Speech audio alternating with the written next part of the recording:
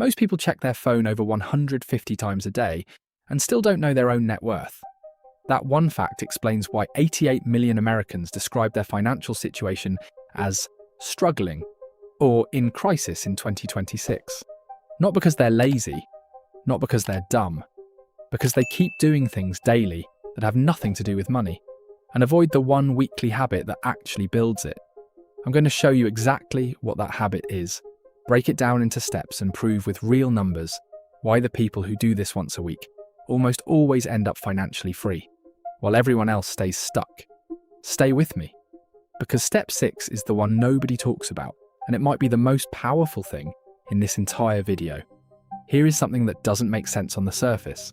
69% of Americans say they're living paycheck to paycheck, yet 86% of those same people claim to have a budget. So they have a budget, they know the numbers, and they're still broke. That tells you the problem isn't information. It's not that people don't know they should save more or spend less. The problem is they never built a system. And a system, unlike willpower, works even when you're tired, stressed, or distracted. What I'm about to show you is a weekly system. One session per week, I call it your money hour.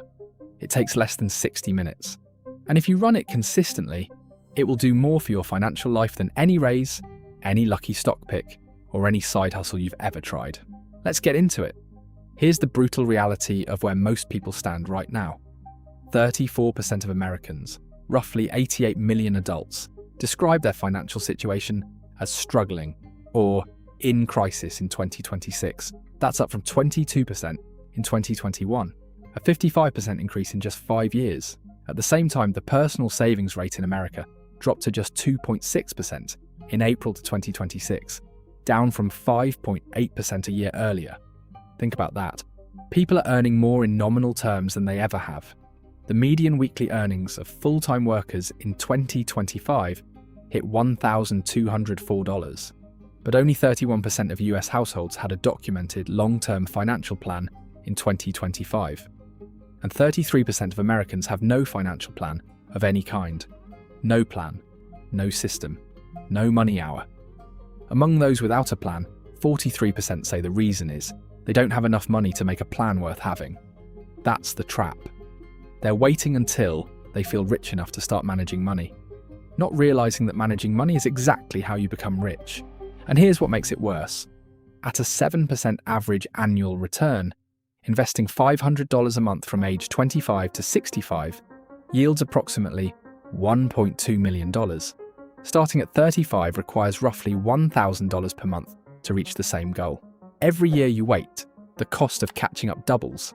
That's not motivational math. That's just how compounding works. So what do the people who actually build wealth do differently? They don't earn more. They don't take bigger risks. They just do this one structured thing once a week. Let's break it down step by step. Step 1, know your exact number.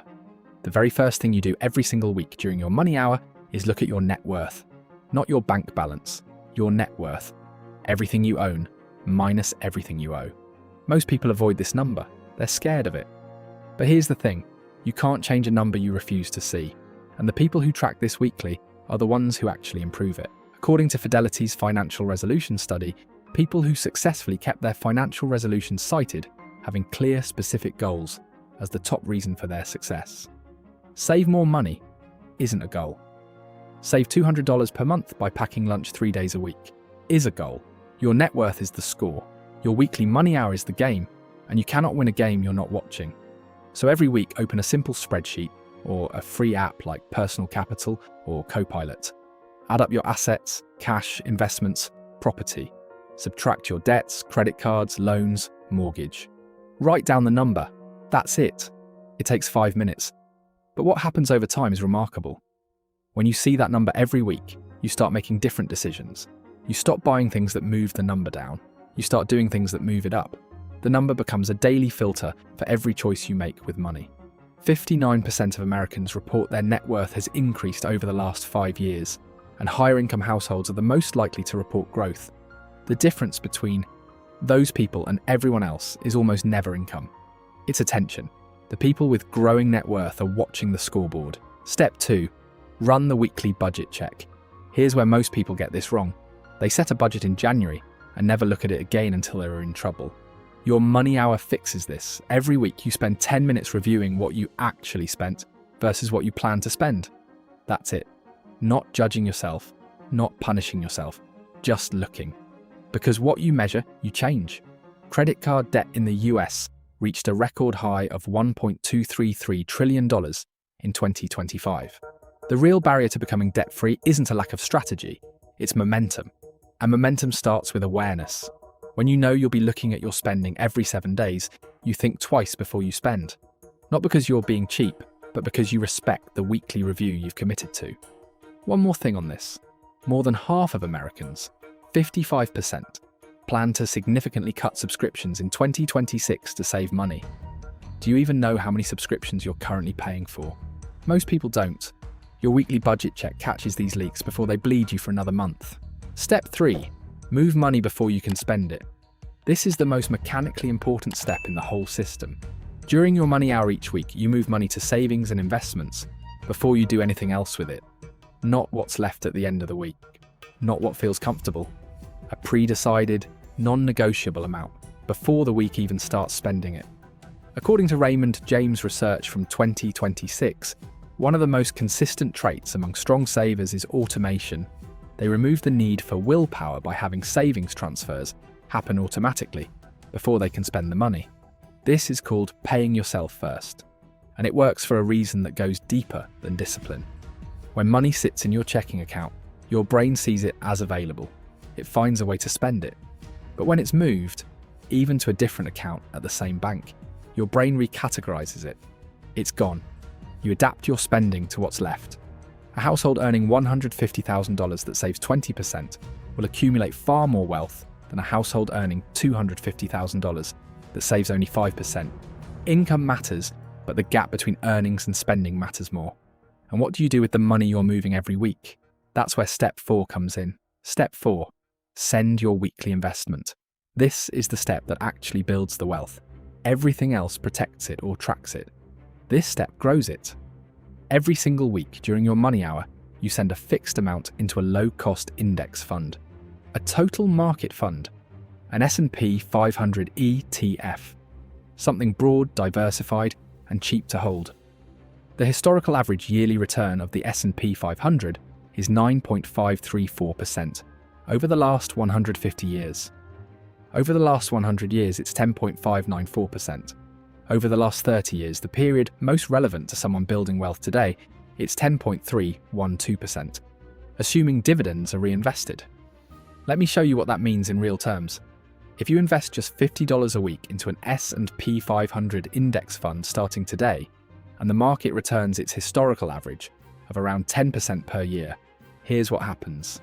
After 10 years, you'd have roughly $44,000. You put in $26,000 of your own money. The rest is pure compounding. After 20 years, you'd have around $155,000. After 30 years, you'd be sitting on approximately $453,000 from $50 a week at a 7% average annual return, which is the inflation-adjusted historical number. So a conservative estimate, investing $500 per month for 30 years grows to over $566,000, with more than $386,000 of that coming from interest alone. You didn't get rich from being smart. You got rich from being consistent for 30 years. And the key reason most people never get there is they don't make it automatic. They wait for the right time to invest. They wait for a crash to buy. They wait until they feel ready. And then they check their phone 150 times a day and wonder why nothing's changed. Your money hour removes the waiting. Every week the investment happens. Market up, you buy. Market down, you buy more shares for less money. This is called dollar cost averaging, and it smooths out entry point risk and removes the emotional element from investing, which is the most common return killer of all.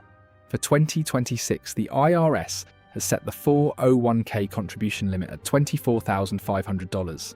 IRA and Roth IRA contributions are capped at $7,500 for the year. Make sure you're using these tax-advantaged accounts first. The government is literally offering you free money in the form of tax deferrals and tax-free growth. Your money hour is the moment every week where you make sure those accounts are being fed. Step 5. Attack one debt. During your weekly money hour, you spend a few minutes specifically on debt. Not all your debt, one debt. This is crucial. Most people try to fight all their debts at once and end up making minimum payments everywhere. That's how you stay in debt forever. Pick the one debt with the highest interest rate. In 2026, that's almost certainly a credit card. Credit card debt compounds daily at rates between 18% and 30%. The CFPB recommends paying off high-interest debt as a priority before investing because compound interest works for you when you invest and against you when you carry debt. Every week during your money hour, you throw whatever extra you have at that one target. Even if it's $10, even if it's $25, you track the balance going down. You watch that number drop every single week. You can usually get your current credit score from your credit card issuer or bank for free. And according to FOICO data, consumers who transition from fair to good credit typically see meaningful improvement within 12 to 18 months of consistently positive behavior. When your credit score goes up, your interest rates go down. When your interest rates go down, less of every dollar you earn disappears into thin air. That's real structural improvement in your financial life. And it starts with one debt, 1 week at a time. Step 6. Learn one thing that makes you more money. Here's the step nobody talks about. And I think it's the one that separates people who get stuck at a comfortable level from people who actually change their life. During your money hour, spend the last 10 to 15 minutes learning something that directly improves your earning power or financial knowledge. Not general YouTube browsing, not finance TikTok.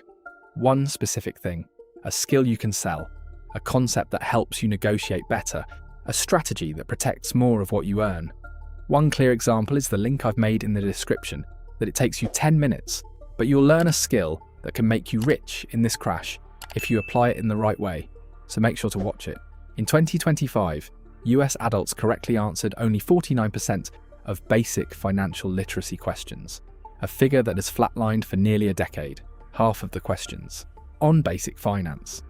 After years of podcasts, YouTube channels, personal finance apps and books, still 49%.